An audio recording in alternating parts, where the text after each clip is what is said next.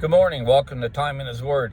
I enjoy watching on YouTube it's true stories from the FBI where people's rob banks and then they walk you back through how the people got to that point of robbing the bank, and it shows sometimes that they grew up in unhappy homes or broken homes, or were put up for adoption early in life, just different kinds of backgrounds, but not always. Sometimes it'll show people that came from great homes and great backgrounds and just decided to take a life in crime. But it got me to thinking about any one of us could have went down the wrong path as a child, but the people who are in our lives made the difference. Be it a coach, a friend from church, a teacher from school, you name it. There's always somebody that's influenced our lives, excuse me, in one way or another that helps determine our outcome, but it also determines on the person and individual. I know of people that grew up on the system, their parents didn't work, they just grew up accepting welfare and that, but the individual decided that when they became an adult, they wasn't going to live that way. And they chose to put the work in to finish school and to get good jobs and not to have to live that lifestyle. But it all comes down to choice. Nobody can make us do one thing or another. We're going to do it on our own. But there's a passage in Psalms 119th chapter. There's 16 verses, but I'm not going to read it all. It starts in verse 9 and goes through verse 16. I'm just going to read 3, and it says, "How can a young man keep his way pure? By keeping it according to your word. With all my heart I have sought you. Do not let me wander from your commandments. Your word I have treasured in my heart, that I may not sin against you."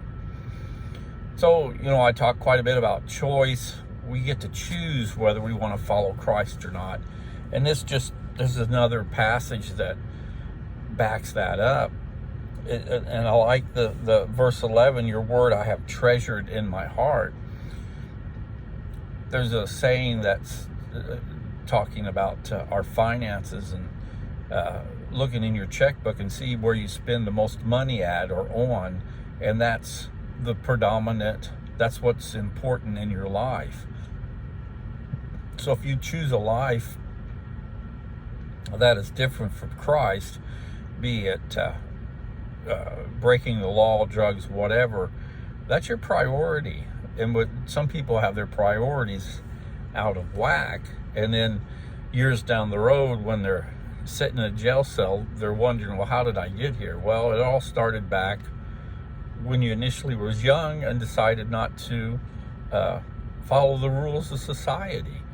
So if you have the opportunity to make a difference in a young person's life, step forward and do that. You may never know what your little bit of input could mean in that person's life. They could grow on to do bigger and better things and never forget what 5 minutes of your time you gave them made the difference in their life for that day or for that month or for that moment. So as we go through life, just think about this passage. Again, how can a young man keep his way pure? By keeping it according to your word. It's not a bad thing relying on the word of God. It's full of good stuff. The Old Testament Proverbs, good sayings for just about anything you can think of. So as you go through the day, think about that. How can a young man keep his way pure? Young or old, it's still the same sentence. So we can change that young man to young woman, or older woman. It doesn't matter. But the key is, how do you keep your way pure?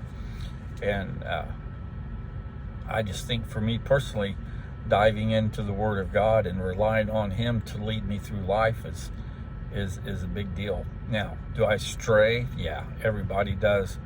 But it's what we do when we stray and how we come back to His word that makes the difference. So as you go through the day, if you have opportunity to make an influence in somebody's life, step up and do it. you'll never know until you do, and the rewards will be greatly.